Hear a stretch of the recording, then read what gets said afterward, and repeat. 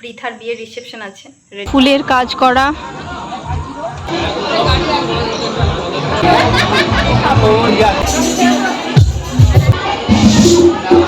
High, কে video করে দেখছে? মামা, মামিমা,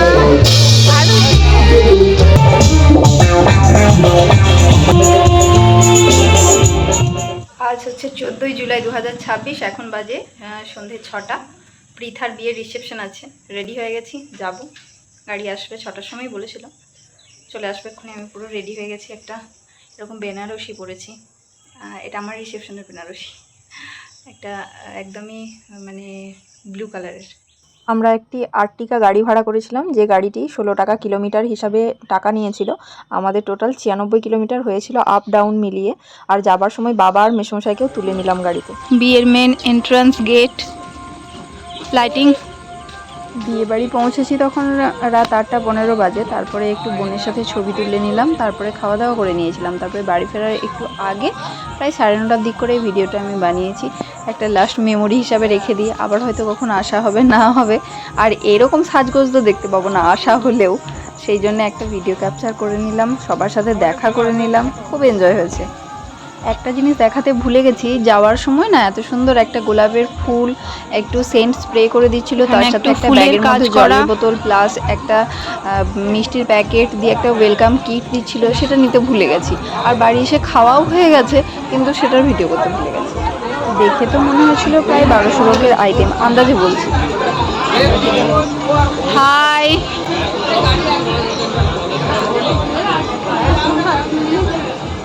খাওয়া দাওয়া শেষ করে আইসক্রিম আমাকে একটু দিবে গো। ধর,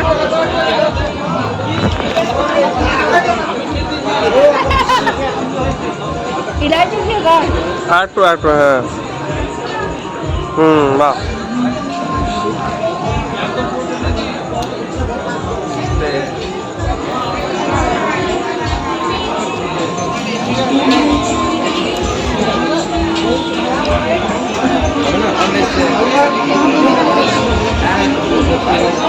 এখানের ক্যাটারারের একটা খুব ভালো বৈশিষ্ট্য দেখলাম, এত ধীরে ধীরে খেতে দিচ্ছিল, খেয়েও আরাম, মানে শান্তি করে খেতে পেরেছি আর কি। ধীরে ধীরে অল্প অল্প করে দিচ্ছিল।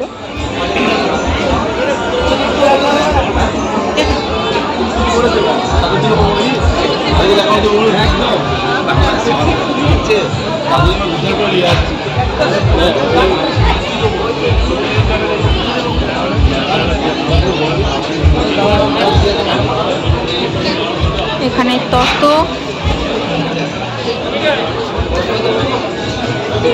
খেয়ে দিয়ে পান খাওয়া হচ্ছে। চলো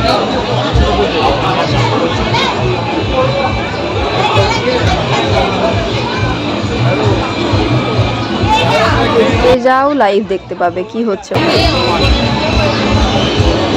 বড় মেয়েটা সব থেকে ভালো দিয়েছে, অনেকগুলো ডাস্টবিন দিয়েছে।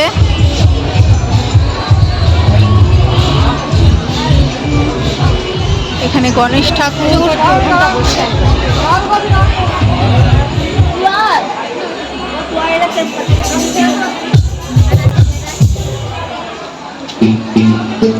Soham Pritha banner, welcome.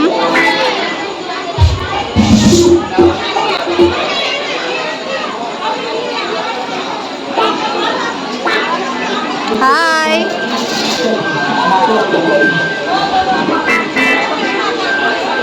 হ্যাঁ হ্যাঁ, ছবি প্রথমে এসেই তুলেছি।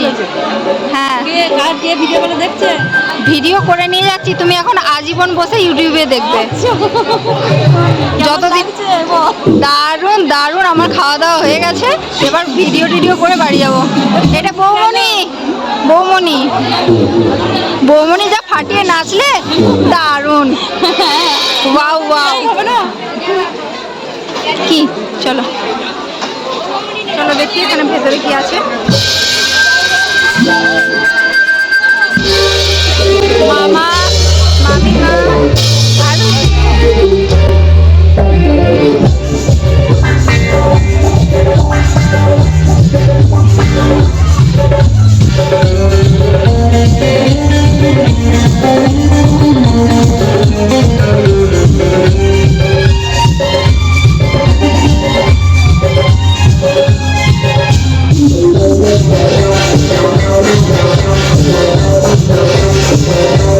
আমারও একটা ভিডিও বানানোর ইচ্ছা ছিল, কিন্তু তখন টাইমও কম ছিল আর ভিড়ও ছিল, সেই জন্য আর করা হয়ে ওঠেনি। তারপর তো বাড়ি চলে এলাম, আর এখানে লাইভ কনসার্ট হচ্ছিল।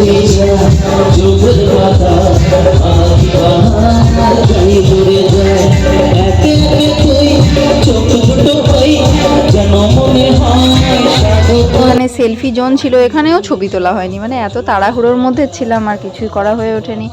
আর এখানে ছিল স্টার্টার, কফি ছিল, পকোড়া ছিল, ফুচকা ছিল, আর একটা কোল্ড ড্রিঙ্কসের কাউন্টার ছিল। এখানেই বেশি ভিড় হচ্ছিল, এত গরম ছিল না সেদিন। তারপর ফুচকার এখানেও প্রচুর লাইন ছিল, আর এখানে বসার জায়গা, যেখানে বসে আপনারা কনসার্ট দেখতে পারবেন। আর কেউ যদি মানে ছবি তোলার জন্য ওয়েট করতে চায়, তাহলে এখানটায় বসে একটু ওয়েট করবে। তারপরে মেন যে ছবি তোলার স্টেজ সেখানে ছিল। তারপরে এখানে যে এনারা ছিলেন এন্টারটেনমেন্ট করার জন্য, প্রায় 4-5 জন ছিলেন।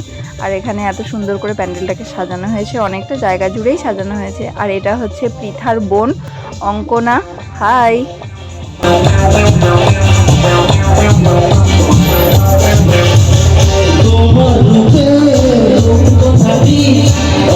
বিয়েবাড়ি এসেই বোনের সাথে প্রথমে ছবি তুলে নিয়েছিলাম, তারপরে ধীরে ধীরে দেখছি ভালোই ভিড় হয়ে গেছে। এখানে পৃথার শ্বশুরমশাই সবাই এখানে সুন্দরভাবে ডান্স পারফর্ম করছে, তাদের ভিডিও নিচ্ছে দেখছি। আর স্টেজটাও খুব সুন্দর ফুল দিয়ে সাজিয়েছিল, ভালো অ্যাম্বিয়েন্স সুন্দর। পৃথাকেও দারুণ লাগছিল, ও বেশ একটা মানে এলিগেন্ট লুক নিয়েছিল। তো যার কাছ থেকে সেজেছিল সত্যিই ভালো সাজিয়েছিল। মানে এখানে হচ্ছে আমার মাসিমণি মেসোমশাই সবাইকে নিয়ে ফটোশ্যুট তুলছে, ইনি আমার মেসোমশাই। আর এটা আমার মাসিমণির ফ্যামিলি, মাসিমণি, মেসোমশাই, দাদা অসীম, এটা আশিস দাদা।